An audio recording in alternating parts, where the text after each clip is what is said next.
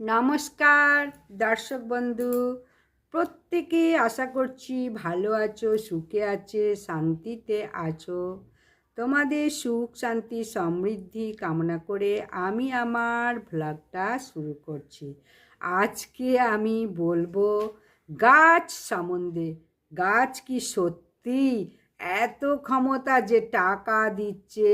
তারপরে গাছ নানা রকম ক্ষমতা আমাদের দিয়ে দিচ্ছে এই গাছ।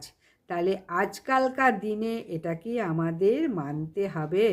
এখনকার যারা নাস্তিক তাদের কথাই আমি বলবো। এই সমস্ত কথা যারা বলে নাস্তিক তারা বলে এসব কথা ফালতু।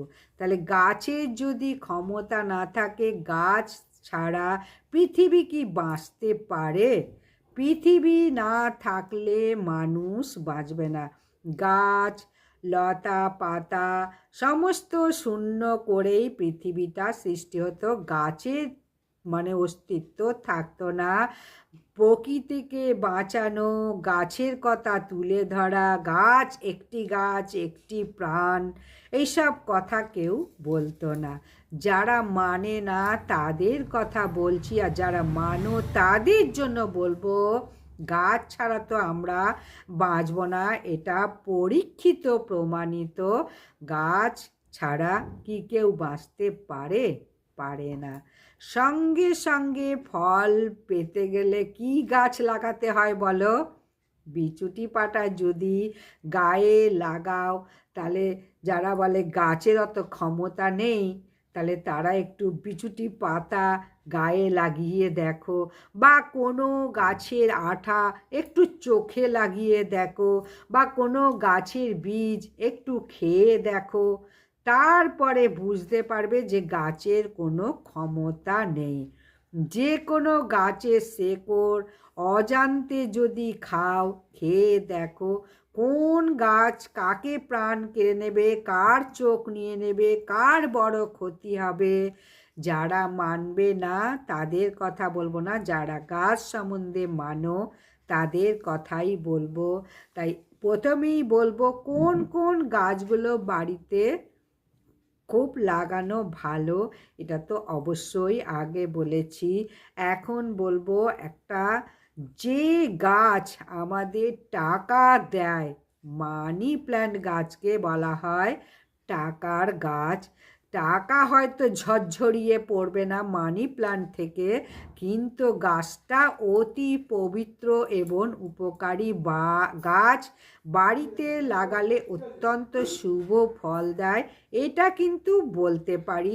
যে কোনো শাস্ত্রে, শাস্ত্র বলতে বনস্পতিতে বলা হচ্ছে এই গাছের অনেক গুণাগুণ।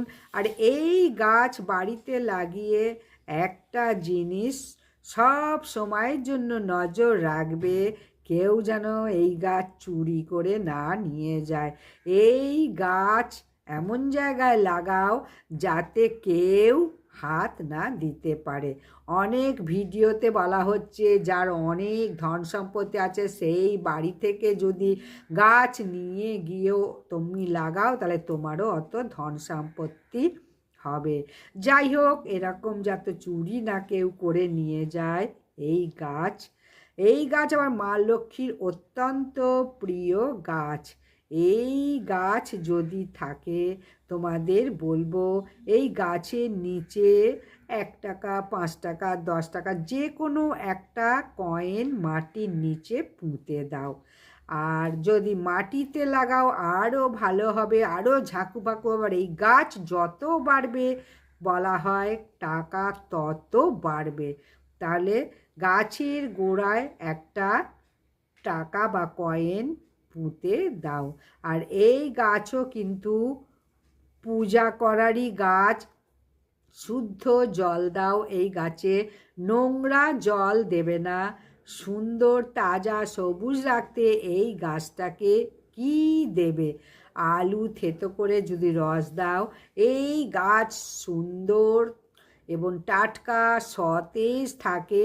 বনস্পতি বইতে এই কথা লেখা আছে। এই গাছ যেখানে থাকবে সেখানে কিন্তু ওই যে ঝাঁটা জুতো কোনো নোংরা জিনিস ভিজে নেতা এইসব আবর্জনা কিন্তু এই গাছের কাছে রেখো না। এই গাছও কিন্তু অত্যন্ত শুভ গাছ, যেমন বেল গাছ, তুলসী মহারানী গাছ, অশ্বত্থ গাছ, বট গাছকে যেভাবে আমরা শুদ্ধ পরিচর্যা করি এবং এই গাছকেও সেইভাবেই করতে হবে।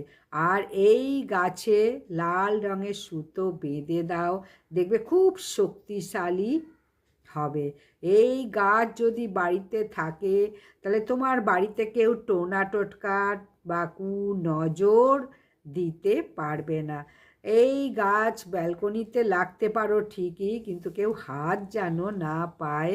এই গাছ থাকলে, এই গাছটা যদি সে দেখতে পায়, সে কিন্তু টোনা টোটকা তোমার গৃহে করতে পারবে না, কোনো নেগেটিভ এনার্জিও ঢুকতে পারবে না। তাহলে এই গাছের কত মহিমা তোমাদের আজকে বলে দিলাম। সমস্ত গাছেরই এক একটা না এক এক রকম মহিমা থাকে। আজকে বললাম এই মানি প্ল্যান্ট বা টাকার গাছের কথা। তাহলে প্রত্যেকে ভালো থাকো, সুস্থ থাকো, ভিডিও দেখতে থাকো এবং পারলে সবাইকে একটু বেশি বেশি করে শেয়ার করে দাও। এই কথাই সর্বশেষ বলবো। আবার আসছি একটা উপকারী নতুন ভিডিও নিয়ে।